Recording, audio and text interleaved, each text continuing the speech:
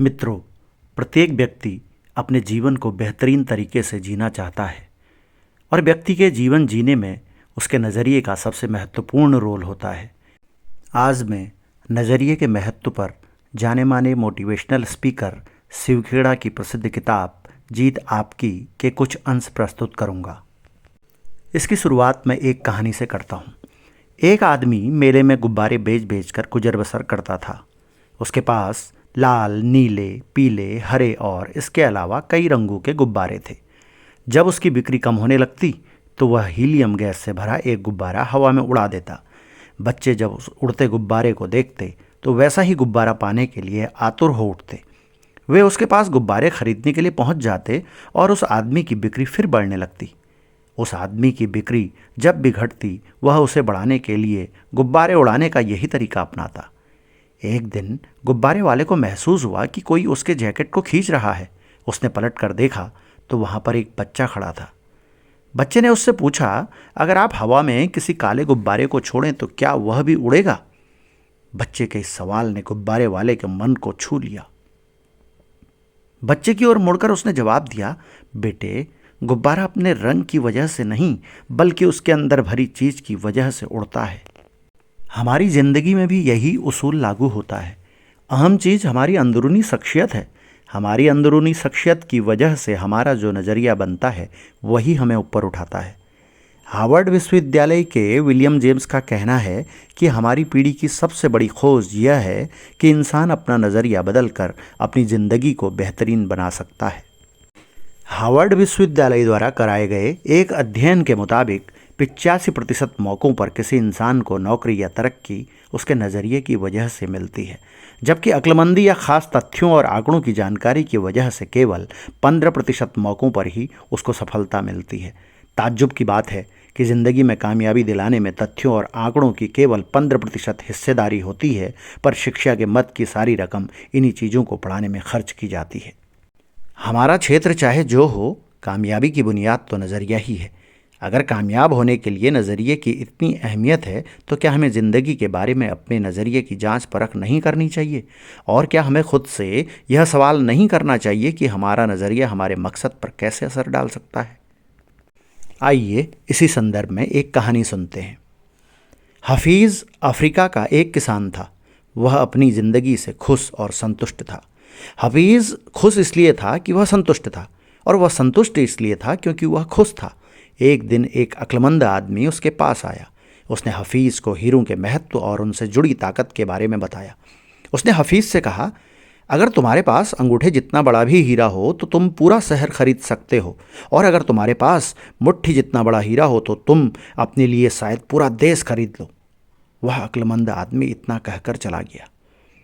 उस रात हफीज़ सो नहीं सका। वह असंतुष्ट हो चुका था, इसलिए उसकी खुशी भी खत्म हो चुकी थी।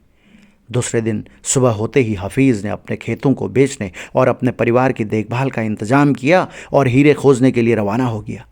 वह हीरों की खोज में पूरे अफ्रीका में भटकता रहा, पर उन्हें नहीं पा सका। उसने उन्हें यूरोप में भी ढूंढा, पर वे उसे वहां भी नहीं मिले। स्पेन पहुंचते पहुंचते वह मानसिक, शारीरिक और आर्थिक स्तर पर पूरी तरह टूट चुका था। वह इतना मायूस हो चुका था कि उसने बार्सिलोना नदी में कूदकर खुदकुशी कर ली।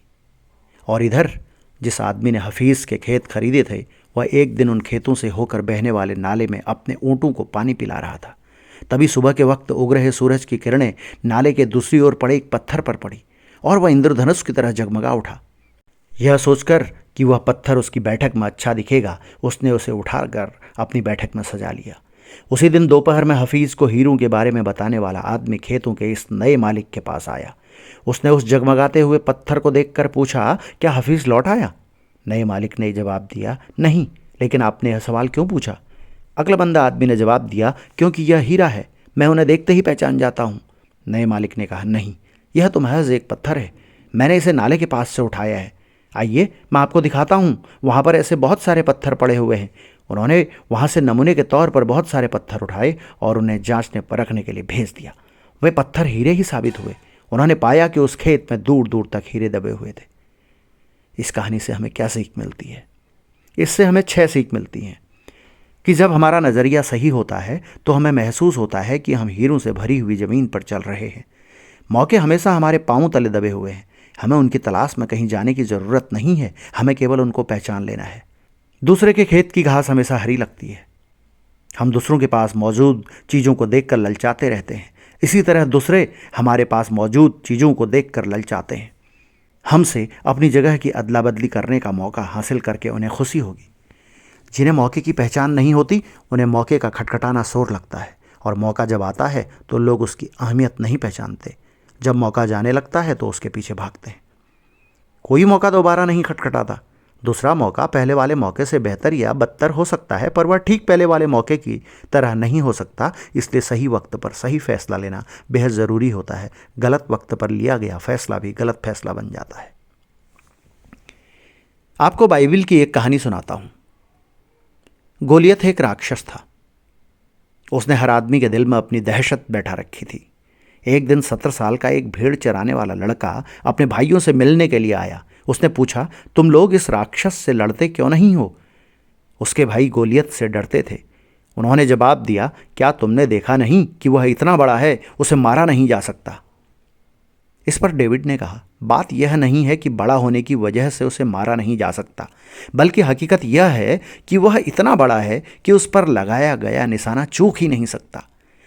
उसके बाद जो हुआ वो सब जानते हैं। डेविड ने उस राक्षस को गुलेल से मार डाला। राक्षस वही था, लेकिन उसके बारे में डेविड का नज़रिया अलग था। हम नाकामयाबी को कैसे देखते हैं यह हमारे नज़रिए से तय होता है। आशावादी सोच वाले आदमी के लिए नज़रिया कामयाबी की सीढ़ी बन जाता है। दूसरी ओर निराशावादी सोच के आदमी के लिए यह रास्ते का रोड़ा बन सकता है। थिंक एंड ग्रो रिच और कई अन्य किताबों के लेखक नेपोलियन हिल का कहना है कि हर समस्या अपने साथ अपने बराबर का या अपने से भी बड़ा अवसर साथ लाती है। क्या आपको कभी इस बात की हैरानी हुई कि कुछ लोग, कुछ संस्थाएं या देश दूसरों के मुकाबले अधिक कामयाब क्यों होते हैं? इसमें कोई राज नहीं छिपा है। वे इसलिए कामयाब होते हैं कि वे दूसरों के मुकाबले अधिक असरदार ढंग से सोचते और काम करते हैं। वे अपनी सबसे कीमती जायदाद यानी लोगों में निवेश करते हैं। मैं आपसे अब कुछ सवाल पूछता हूँ। हम नज़रिए के साथ ही जन्म लेते हैं या उसे बड़ा होने पर विकसित करते हैं? हमारा नज़रिया किन चीज़ों से बनता है? अगर माहौल की वजह से ज़िंदगी के बारे में आपका नज़रिया नकारात्मक हो गया है तो क्या आप उसे बदल सकते हैं? दरअसल हमारे नज़रिए का ज़्यादातर हिस्सा हमारी ज़िंदगी के शुरुआती सालों में ही बन जाता है। यह सच है कि हम अपने मिजाज की कुछ खासियतों के साथ पैदा होते हैं, लेकिन बाद में हमारा जो नज़रिया बनता है उसे ख़ास तौर पर ये 3 चीज़ें तय करती हैं: माहौल, इन्वायरमेंट, तजर्बा, एक्सपीरियंस, शिक्षा, एजुकेशन। इन्हें हम नज़रिए के 3 ES कह सकते हैं। अब इन तीनों पर नज़र डालते हैं। इन्वायरमेंट, माहौल।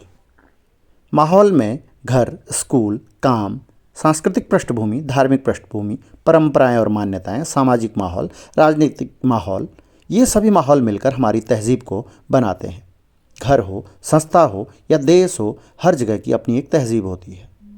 अच्छे माहौल में मामूली कर्मचारी की भी काम करने की शक्ति बढ़ जाती है, जबकि बुरे माहौल में अच्छा काम करने वाले की भी काम करने की शक्ति घट जाती है। नज़रिए को तय करने वाला दूसरा कारक तजर्बा यानी कि एक्सपीरियंस होता है। अलग अलग लोगों से मिले तजर्बे के मुताबिक हमारा व्यवहार भी बदल जाता है। अगर किसी इंसान के साथ हमें अच्छा अनुभव मिलता है तो उसके बारे में हमारा नज़रिया अच्छा होता है, पर बुरा अनुभव मिलने पर हम सावधान हो जाते हैं। अनुभव और घटनाएं हमारी ज़िंदगी के संदर्भ बिंदु बन जाते हैं। हम उनसे नतीजे निकालते हैं जो भविष्य के लिए मार्गदर्शन की भूमिका निभाते हैं। और तीसरा, शिक्षा।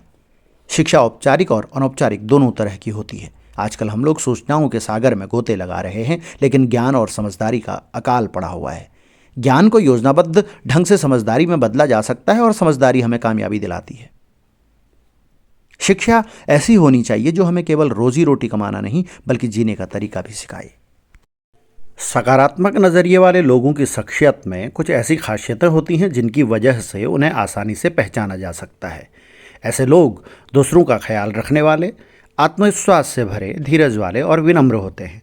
ये लोग खुद से और दूसरों से काफ़ी ऊंची उम्मीदें रखते हैं और उन्हें अच्छे नतीजे हासिल होने की आशा रहती है। सकारात्मक नज़रिए के कई फ़ायदे होते हैं। सकारात्मक नज़रिए से हमारी शख्सियत खुशनुमा हो जाती है, जोश पैदा होता है, ज़िंदगी का आनंद बढ़ जाता है। आपके अगल बगल के लोगों को आपसे प्रेरणा मिलती है। आप समाज में महत्वपूर्ण योगदान देने वाले सदस्य और राष्ट्र की संपत्ति बन जाते हैं। आपकी उत्पादकता बढ़ जाती है, टीम भावना बढ़ती है, समस्याएं हल हो जाती हैं, गुणवत्ता बढ़ जाती है, माहौल आपके मुताबिक बनता है, वफादारी बढ़ती है, लाभ ज़्यादा मिलता है। और नकारात्मक नज़रिए के नतीजे, संबंधों में कड़वाहट बढ़ती है, लोग नाराज रहते हैं, जिंदगी बेमकसद हो जाती है, सेहत खराब रहती है, खुद के लिए और दूसरों के लिए तनाव बढ़ता है। अपने नकारात्मक नज़रिए से वाकिफ होने के बावजूद हम उसे बदलते क्यों नहीं हैं? एक्चुअली इंसान का स्वभाव आमतौर पर बदलाव विरोधी होता है। हमें बदलाव तकलीफदेह लगता है। बदलाव का नतीजा अच्छा हो या बुरा, पर अक्सर इससे तनाव बढ़ता है। कई बार हम अपनी बुराइयों के साथ जीने में इतना आराम महसूस करते हैं कि बेहतरी के लिए होने वाले बदलावों को भी कबूल नहीं करना चाहते। हम बुरे ही बने रहना चाहते हैं। चार्ल्स डिकेंस ने एक ऐसे कैदी के बारे में लिखा है जो सालों तक एक कालकोठरी में कैद रहा। सजा काट लेने के बाद उसे आज़ाद कर दिया गया। उसे कालकोठरी से बाहर खुली धूप में लाया गया। उस आदमी ने अपने चारों ओर देखा। कुछ देर में ही वह अपनी इस नई आज़ादी से परेशान हो गया। उसने वापस कालकोठरी में जाने की इच्छा जाहिर की। वह आज़ादी और खुली दुनिया के बदलावों को कबूल करने की बजाय कालकोठरी, अंधेरे और हथकड़ियों में ही सुरक्षा और आराम महसूस कर रहा था, क्योंकि वह उन्हीं का आदी हो चुका था। इन दिनों भी कई कैदी ऐसा ही व्यवहार करते हैं। एक अनजाने संसार के साथ तालमेल कायम करने का तनाव उनकी बर्दाश्त से बाहर होता है, इसलिए वह जानबूझकर और अपराध करते हैं ताकि उन्हें वापस जेल भेज दिया जाए। अगर हमारा नज़रिया नकारात्मक है तो हमारी ज़िंदगी सीमाओं में कैद है। ऐसे नज़रिए की वजह से हमको अपने काम में सीमित कामयाबी मिल सकेगी, हमारे दोस्तों की तादाद कम होगी और हम जिंदगी का कम आनंद उठा पाएंगे। अगले वीडियो में मैं आपसे सकारात्मक नज़रिया विकसित करने के तरीकों के बारे में चर्चा करूंगा।